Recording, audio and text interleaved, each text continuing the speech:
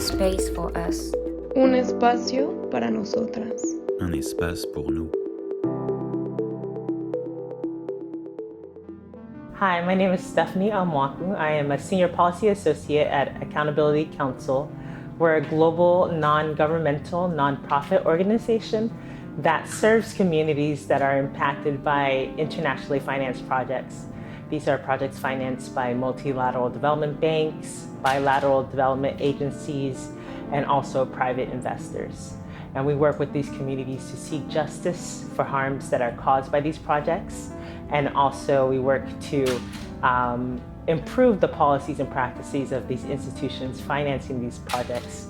So with the current development model, a lot of conversation is around money and how to increase financing for development or how to incentivize the private sector to invest more in development. And I understand that these, the need for financing for development is there, but what's missing from these conversations is actually how development is impacting communities at the local level and also the environment and even our climate. So we have decades of experience now with development projects that have shown that good intentions are not enough to ensure that development projects actually benefit communities. We've seen that projects, when they're financed and developed from a top-down model, meaning from the institutional level coming down as opposed to what local communities want to see, there can be issues around consultation, around negative impacts to the environment, to water sources, even to cultural heritage and other challenges. And so the current development model, I think, is disconnected from those who are most affected by projects. Right now, development banks are discussing how they can address the most pressing global issues like climate change.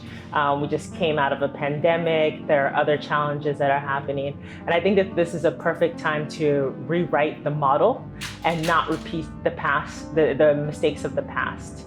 And so one of those issues is around, again, involving local communities at the beginning, even before a project is developed, to ensure that they approve of the project and it fits their development needs.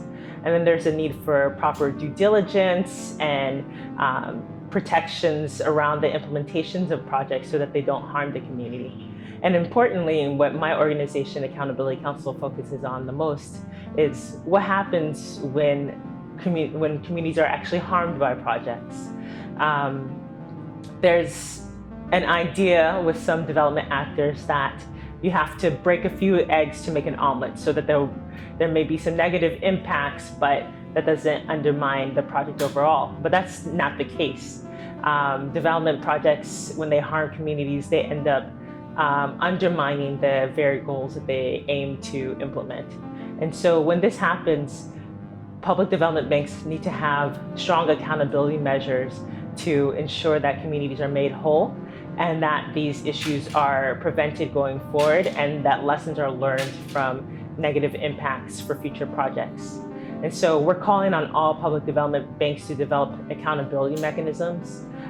There are several public development banks that already have these mechanisms, and public development banks that are developing them now can use the lessons from the past to create strong mechanisms. But importantly, we also need to address some of the challenges with accountability mechanisms that we've seen, which is that sometimes communities don't actually get real remedy from these processes. They may get a report that confirms the harm that they've suffered, but they may not receive actual changes on the ground. And so we're calling on all institutions to commit resources to remedying any harm, which again undermines sustainable development and hurts the communities that are supposed to benefit from development.